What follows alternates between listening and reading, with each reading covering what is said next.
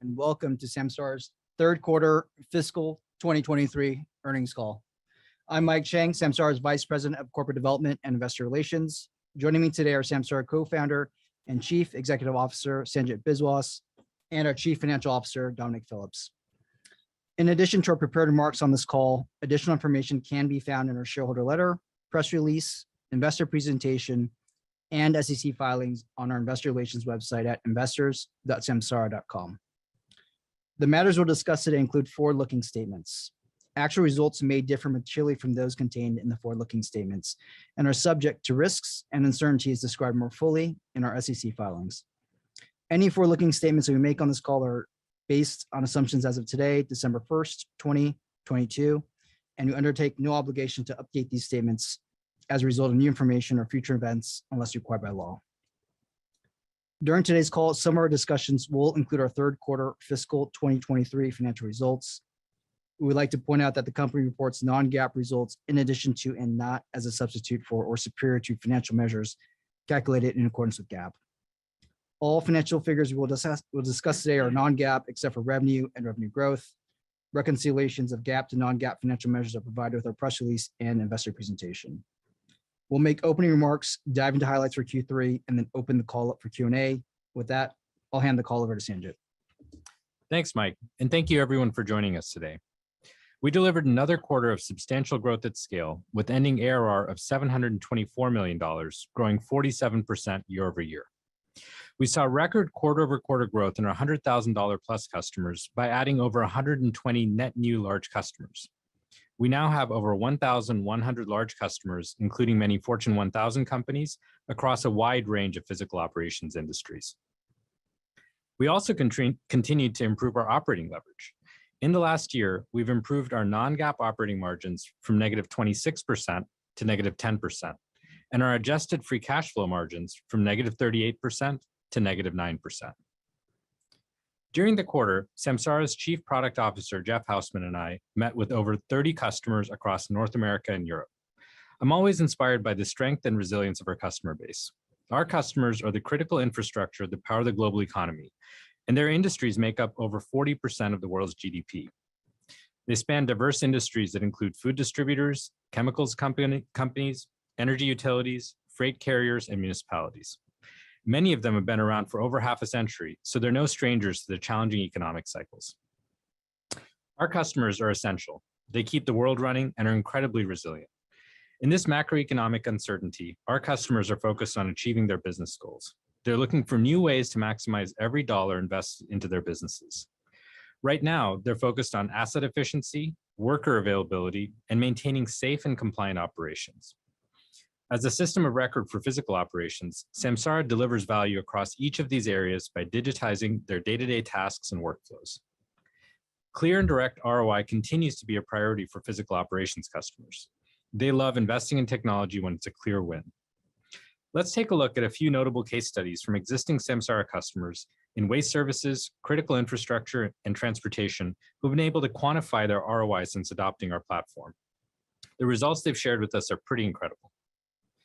A waste transportation and container rental company in Texas adopted SAMSARA to improve driver safety and safeguard their drivers from false accusations. With SAMSARA's video-based safety driver coaching, they decreased speeding by 58% in 1 year. They also helped exonerate drivers from more than 50% of accidents. This application alone equated to an estimated savings of $500,000 in annual insurance premiums, representing a 5-month payback period for their entire multi-product investment. They've also turned their safety culture into a retention multiplier. In this instance, their driver turnover rate dropped to 26%, which is 3 times lower than the industry average of 80 to 90%. Retaining skilled workers is a massive cost reduction lever and is especially important given today's labor shortage. Inflationary pressures remain top of mind for our customers. SAMSARA's platform is a deflationary technology with a proven ability to help customers control costs. Let's take a look at another example. A leading infrastructure provider serving more than 40 states who subscribes to multiple SAMSARA products, vehicle telematics, video-based safety, and equipment monitoring. They saved an estimated $11 million by using SAMSARA's equipment monitoring to optimize asset usage across their multiple subsidiaries, representing a 5-month payback period for their entire multi-product SAMSARA investment. With real-time operational data, they've identified inefficiencies in their equipment usage and sold their underutilized equipment, freeing up cash flow to invest in other areas.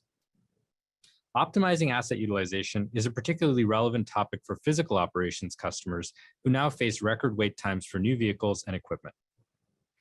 Let's turn to how SAMSARA customers can drive ROI by improving and measuring their sustainability efforts. More and more of our customers are focused on carbon reporting and sustainability. SAMSARA's Connected Operations Cloud helps them measure and reduce fuel and energy usage, electrify their fleets, and monitor carbon emissions. Here, we're looking at a less-than-truckload carrier based in Illinois with subscriptions to multiple SAMSARA products that include telematics, video-based safety, and sites.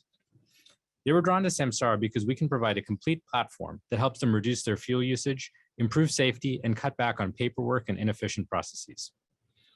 Since deploying our telematics across their entire fleet, they've reported an improvement in fuel efficiency and a 50% decrease in idling, which is a significant source of fuel waste.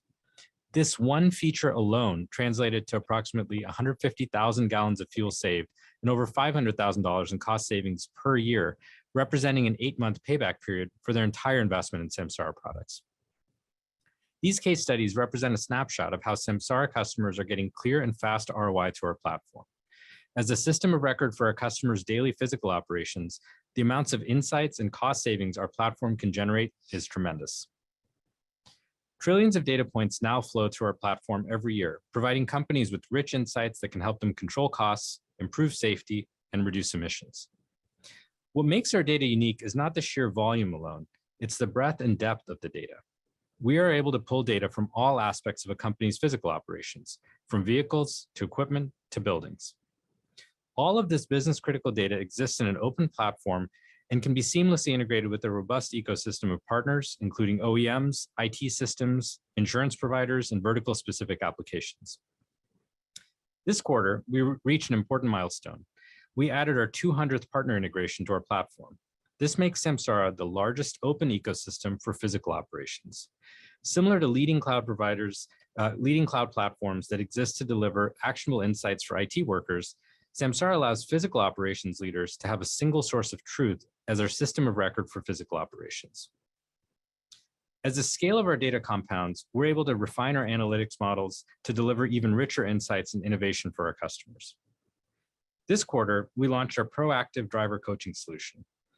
It's powered by our data asset and our advanced AI capabilities. With it, customers can take a preventative approach to driver safety. Technology solutions like this help build safe habits on the road, empower drivers to own their coaching experience, and act as a differentiator for companies as they look to attract and retain talent. But we're not only focused on building products, we're also focused on building our company for the long term. Digitally transforming the world of physical operations isn't going to happen overnight. To be a multi-decade partner for our customers, we must become a self-sustaining company. This was our 10th consecutive quarter of delivering year-over-year improvements to our non-GAAP operating loss in both dollars and margins. Over that same period, we've scaled ARR over 3x from $222 million to $724 million. We're committed to operating efficiently on our path to profitability. Like our customers, we're focused on investing in the highest ROI areas of our business. We also continue to invest in our people. SAMSARA has become a destination of choice for top-tier talent. This quarter, we welcomed Steve Pickle as SAMSARA's first Chief People Officer. Steve joins us from Salesforce, where he oversaw global people strategy and operations and helped double Salesforce's headcount. Steve's experience leading and growing large-scale, transformative teams and cultures will be instrumental as we grow and develop our talent pool. We benefit from a flexible workplace model at SAMSARA and have offices in North America, Europe, and Asia. By expanding our operations, we leverage the efficiencies of a global talent pool. This allows us to bolster customer support and accelerate region-specific go-to-market strategies. It's been an exciting quarter of efficient growth across our product offerings, partnerships, executive leadership, and global footprint. We are proud to serve a diverse and resilient range of essential industries. SAMSARA's customers keep our world running, and we are here to help keep them running safely, efficiently, and sustainably by streamlining their operations, reducing their cost stacks, and providing clear and direct ROI. I'd like to end with a thank you to all Samsarians, as well as our customers, partners, and investors for your continued support. While there's much to be proud of today, I know the best is yet to come. I'll now hand it over to Dominic to go over the financial highlights for the quarter. Thank you, Sanjit. As a reminder, please refer to our shareholder letter, press release, and investor presentation at investors.samsara.com for additional information on our Q3 results and financial guidance. Q3 was highlighted by strong top-line growth and continued operating efficiency improvements. Our durable and increasingly efficient growth demonstrates the large and growing opportunity for digital transformation across the world of physical operations. While global economic uncertainty persists, we exceeded our expectations for key top-line and profitability metrics by providing quick time to value and meaningful ROI savings for our customers. Q3 ending ARR was $724 million, growing 47% year over year, and Q3 revenue was $170 million, growing 49% year over year. Several factors drove our strong top-line performance in Q3. First, we continue to focus on serving large physical operations customers. In Q3, we eclipsed 1,000 large customers and now have 1,113 customers with more than 100K of ARR, a record quarterly increase of 124 and a record annual increase of 398, representing 56% year-over-year growth. Next, SAMSARA is increasingly utilized as the system of record for physical operations, and multi-product transactions continue to significantly contribute to our top-line growth. In Q3, 6 of our 10 largest transactions included subscriptions to 2 or more products. More broadly, more than 70% of core customers and more than 90% of large customers subscribe to 2 or more applications, and more than 50% of large customers subscribe to 3 or more applications. We're also seeing multi-product strength at scale. At the end of Q3, our 2 connected fleet applications, video-based safety and vehicle telematics, each represented more than $300 million of ARR. Additionally, our emerging products contributed more than 14% of net new ACV in Q3, including our 3rd largest ever equipment monitoring transaction. And while just over 10% of ARR comes from non-fleet products today, customer adoption is much higher. Almost half of multi-product core customers and 2/3 of multi-product large customers already subscribe to non-fleet products. This demonstrates our product breadth and opportunity for further expansion as customers bring additional assets onto the SAMSARA platform. Lastly, we continue to see strong expansions within our customer base, including upsells of existing products across a broader set of assets and cross-sells of additional products. As a result, 55% of Q3 net new ACV came from existing customers, and our dollar-based net retention rate for core customers and large customers remained above our targets of 115 and 125% respectively. Our largest Q3 customer expansion was a $1 million plus upsell to a Fortune 500 telecommunications provider. With no incumbent solution, the customer selected SAMSARA to help them reduce fuel costs and maintenance spending, improve safety through speeding reduction, and decrease carbon emissions from idling. As a result, we expect the customer will achieve a 3.6x return on investment. In addition to delivering top-line growth, we continue to focus on driving operating efficiency improvements across our business as we scale. As a result, we saw year-over-year leverage across all major functions. Q3 gross margin was 74%, a year-over-year improvement of 2 percentage points, primarily from product and supply chain optimizations and larger scale. Q3 operating margin was negative 10%, an annual improvement of more than 60% or 16 percentage points year over year, driven by leverage across all functions. And Q3 adjusted free cash flow margin was negative 9%, an annual improvement of more than 75% or 29 percentage points year over year, primarily from continued improvements in the global supply chain and working capital optimizations. In Q3, adjusted free cash flow margin converged with operating margin, and we expect these metrics to be more closely aligned moving forward. We also achieved Rule of 40 in the quarter, a milestone that demonstrates our focus on efficient growth. While we're pleased with this accomplishment in Q3, our goal is to continue making improvements that allow us to achieve Rule of 40 consistently on a quarterly and annual basis. Okay, now turning to guidance. Based on our Q3 results and increased forecast clarity for the last fiscal quarter of the year, we're raising our revenue and profitability guidance both in dollars and margin. For FY23, we're raising our revenue guidance to be between 636 and 638 million, or between 48 and 49% year-over-year growth. We're improving our full-year operating margin guidance to approximately negative 14%, and we're raising our EPS guidance to be between negative 16 and 17 cents. Based on our updated full-year FY23 guidance, Q4 implied revenue is expected to be between 170 and 172 million, or between 35 and 37% year-over-year growth. Q4 operating margin is expected to be approximately negative 16%, and EPS is expected to be between negative 5 and 6 cents. Looking to next year, based on our current outlook and after analyzing various scenarios, we believe current consensus estimates for high 20% FY24 revenue growth is appropriately de-risked. On our next earnings call, we will provide more detailed FY24 guidance based on our actual Q4 performance and our finalized operating plan. And finally, we also included some additional modeling notes for Q4 and full year FY23 in our shareholder letter. To wrap up, while we're operating in an uncertain macroeconomic environment, we are pleased with our performance year to date. We are digitizing the world of physical operations, and our cloud is becoming our customers' system of record. As a result, we remain committed to driving durable growth along with improved operating efficiencies on our path to profitability. With that, I'll hand it over to Mike to moderate Q&A. Thank you, Dominic. We will now open the line up for questions. When it's your turn, please limit your questions to one main question and one follow-up question.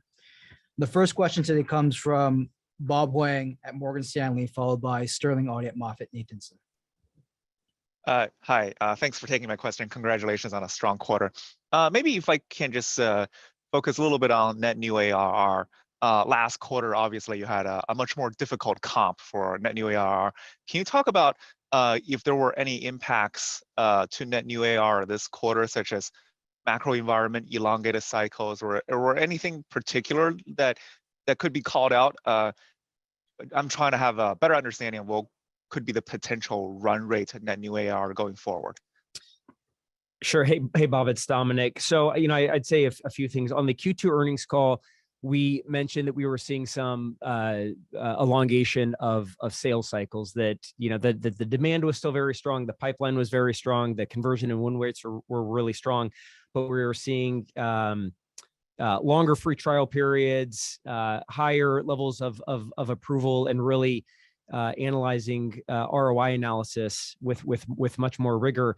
We continue to see a similar amount of sales cycles and similar kind of length in Q3. So no real change in Q3 versus where we were in Q2. So that's kind of the point I would make on macro. And the second is really, again, back to our overall sales capacity. And so obviously we've really been focused on hiring this year and building more sales capacity that is ramping, that we think will provide more productivity as we get into FY24, but is still not as ramped. It generally takes about 4 quarters for sales reps to ramp. And so that obviously is also having an impact on our Q3 results. Okay, thanks. That's very clear.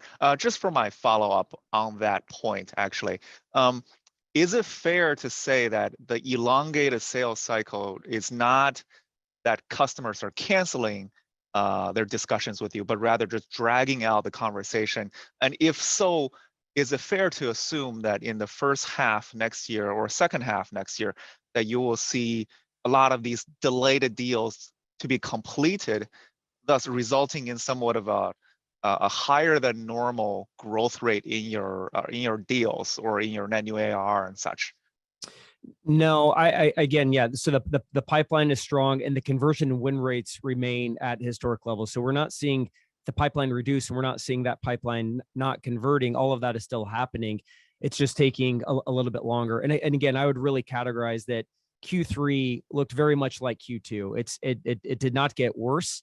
But those deals are still closing, and they're not taking much longer to close. We're talking weeks, maybe months. And so some of the deals that we saw that we thought could have landed in Q2 ultimately closed at the beginning of Q3. So these aren't things that are pushing all the way into next year. Okay, thank you again. Again, congratulations on the quarter. Our next question today comes from Sterling Audy, MoffettNathanson, followed by Alex Zukin at Wolf. Yeah, thanks. Hi, guys. So just wondering, when you look at the big customers that you landed in the quarter, what budgets are they funding these projects out of? And the reason why I ask is wondering how that prioritization will kind of carry through into next year, given the tougher macro outlook that we see. Hey, Sterling, this is Sanjit.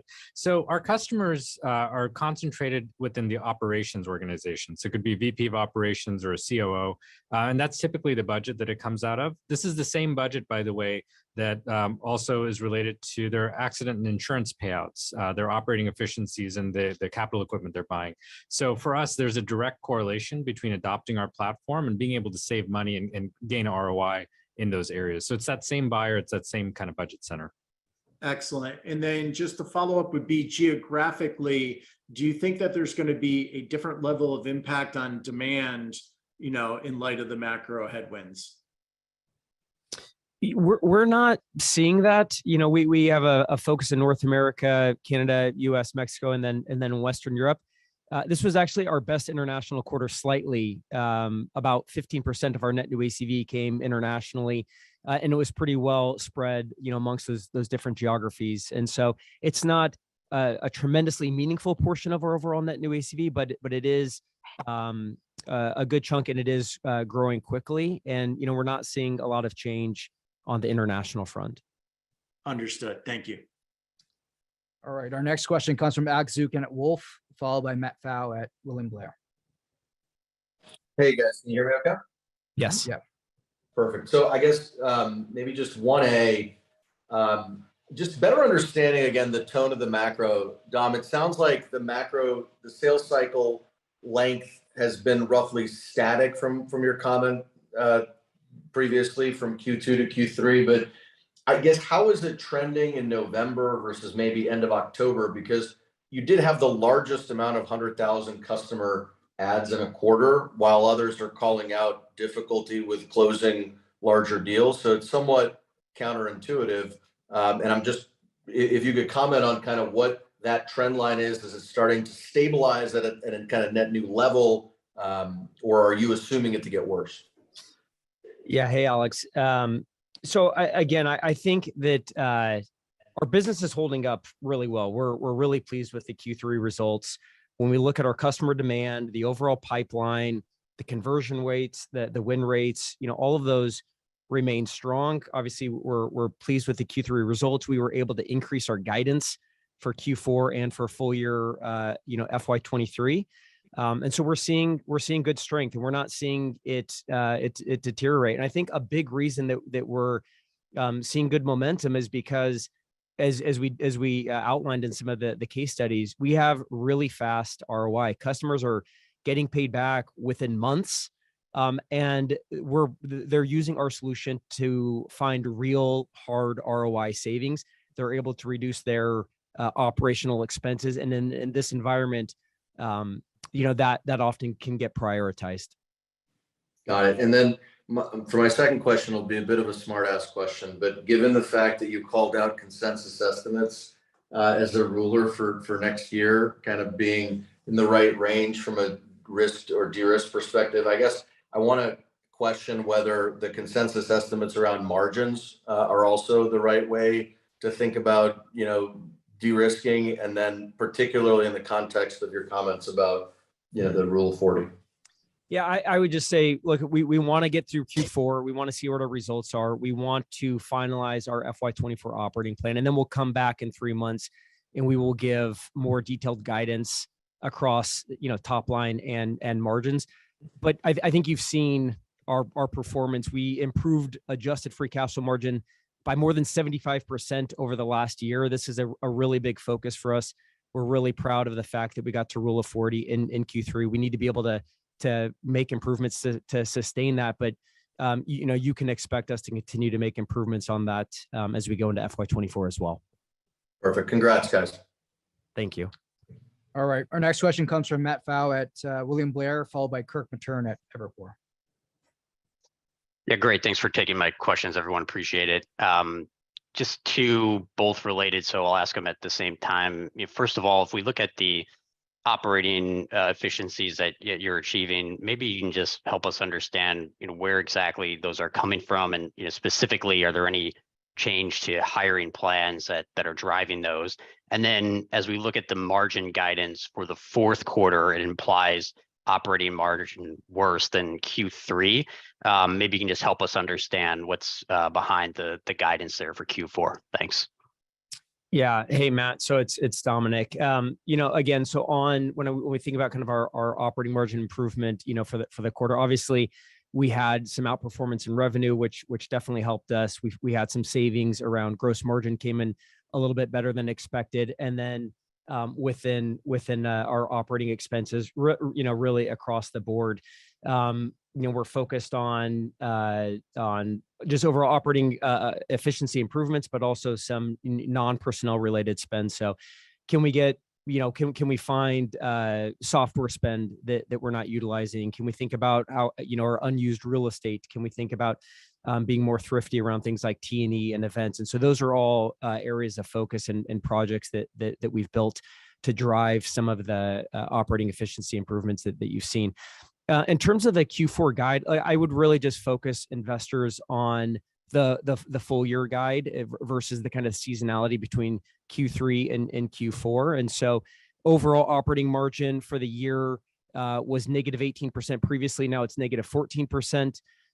We are basically passing through, the $14 million of beat in Q3 plus another $6 million for Q4. So I would really focus investors on the full FY24 guide, FY23 guidance versus the kind of Q3 versus Q4 seasonality. Perfect. Appreciate it. Our next question comes from Kirk Materne at Evercore, followed by Derek Wood at Cowen. Hi guys, this is actually Peter Berkman for Kirk. Appreciate taking the questions here. So just to start, you guys are delivering pretty strong NRR rates. I'm just curious how you kind of characterize the balance between, customers starting to go deeper with some of your more ancillary products versus, just as these customers grow and they're adding new vehicles, adding the safety and telematics solutions there. Because, I would assume a customer adds new vehicles, and if they're using it for safety, that's just automatic addition right there, just kind of naturally. But just curious, kind of how much those ancillary products are driving that, if at all. This is Sanjit, by the way. So it's really a mix. We see customers adding additional assets to the platform as they continue to expand their operations and additional applications. So quite often we'll land with 2 or more applications, but in many cases, some of these customers, if they're larger especially, they have a single project that they start with, might be telematics or video-based safety, or maybe even equipment monitoring. And then from there, once they get familiar with the platform, they see how much value and ROI it drives, they want to expand us kind of across their entire operation. So I would say it's a pretty healthy mix between those 2 cases of expanding the number of seats or assets on the platform, as well as expanding the applications with us. And maybe I'll just add in one more, just our overall go-to-market motion and the way that we kind of incentivize the sales reps is really just commission rate tied to overall net new ACV. So whether that's a new logo or an expansion to an existing customer, they're incentivized to go out and get as much net new ACV as possible. And we're seeing really good balance right now. As we mentioned, 55% of our net new ACV in Q3 were tied to expansions to existing customers. And so really good balance between kind of net new ACV coming from new logos as well as existing customers. Awesome. That's really helpful color. Maybe just a quick follow-up if I could. International still represents a pretty nice area for, potential expansion when taking sort of a longer term view. Just curious, if you're looking in Western Europe or elsewhere, what are the key barriers to adoption in those other regions versus what you're seeing domestically, if any? Is it just a matter of getting more reps on the ground over there? Or just curious about the dynamics there. So the use cases are remarkably similar to what we have here in the US and in North America. So in Western Europe, the customers are still focused on safety, efficiency, and sustainability. There are some region-specific features, some language changes that we have to make. There's some different regulatory compliance domains for our workflows. But I would say, 80-85% of the product is very similar. And now we're beginning that invest of getting more quota-carrying capacity on the ground and also increasing our base of reference customers. So I think with time, you'll see us grow into that TAM, but we're kind of taking it slow, and we're also focusing on our efficiency as we grow. Great. Thank you both for the color. Our next question comes from Derek Wood at Cowen, followed up by Matt Swanson at RBC. Great. Thanks, guys, and congrats on a solid quarter. It does feel like the broader supply chain conditions have eased a bit. Sounds like you guys are seeing that with your operations as well. Just curious, as companies don't have to deal with the supply chain disruptions seen over the last couple of years, and maybe as they're kind of recouping some better cash flow and market visibility, how is that impacting kind of customer conversations and willingness to do more digital transformation kind of initiatives? So the customer view on this is supply chain has been an area of focus, mainly because they're trying to get better visibility. But in terms of the value that our platform offers, a lot of it is tied to labor. So if you think about these industries, whether it's construction or oil and gas or field services, they're people intensive as much as they are asset intensive. And what we're able to do is help them go find 10, 15% operating efficiencies out in the field. We're able to help them save money on fuel, which is when they're operating those assets. And then also around things like carbon reporting. So those are all unrelated to supply chain constraints. So I would say there's multiple sources of value on our platform. While getting better asset utilization has been one of the many pillars or prongs in terms of the Samsara platform, it's not the only one. So we still have very broad-based appeal, and we're able to drive very fast time to ROI, as we talked about earlier, across more than just visibility of supply chain. Great. And Dom, maybe one for you. Really great to see that the net revenue retention rate on 100K customers is stable over 125%. How do you feel about the durability of this number? Anything to be aware of tougher comps or, given the macro, do you feel that this is a pretty good sustainable level from here going forward? We do. Yeah, we feel confident in being over 115 for core customers and 125 plus for our large customers. And again, we're just seeing a really good balance of net new ACV coming from new logos, but also more than half of it again in Q3 coming from our existing customers. And we're seeing a lot of the large customers continue to come back, and once they've realized ROI on one use case or one product, continue to add more products and use cases and find additional ways to save money. And so more and more of our business is coming from 100K plus customers. 47% of our overall ARR is driven from that customer cohort now, and you can see how that's increased over the last couple of years. Great, well done, thanks. Our last question today comes from Matt Swanson at RBC. Yeah, thanks, guys. This is obviously Matt Swanson on for Matt Hedberg. I was just wondering if you could kind of net the macro impact for us. We've talked a lot about ROI in the prepared remarks. Obviously, the results were showing a lot of durability. But would you describe parts of this macro as a tailwind, I guess? And then how are you thinking about the macro in that Q4 guidance, but also in that early color for 2024? I would just say, again, we're really pleased with the results for Q3 and the momentum in the business right now. That customer demand has remained strong. Again, our pipeline, our conversion and win rates have been really strong, and so we're very pleased with the results. And obviously, we reflected that in Q4 as we raised our guidance for that quarter and for full year. We do recognize that there's a lot of macro uncertainty, and so we want to make sure that we are given a little bit of color into next year based on how we're thinking about things, as well as going through some different scenario analysis. And we feel good with where the kind of consensus FY24 revenue growth rates are right now in the high 20s%. That we feel good about that, based on what we're seeing right now.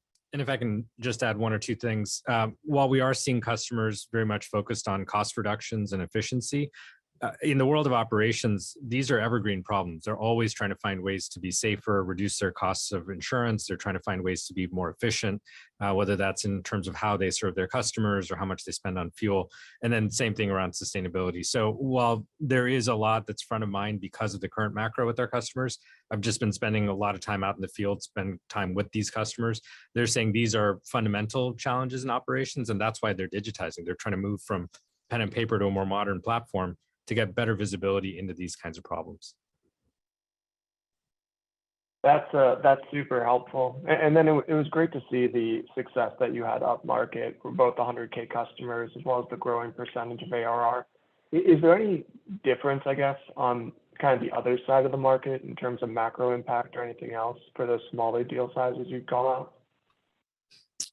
No, I think, again, the same problems that the large customers are grappling with, the same with kind of our mid-market customers as well. They're looking for ways to reduce costs, to lower, fuel costs or insurance premiums, or reduce accidents, increasingly meet their sustainability goals.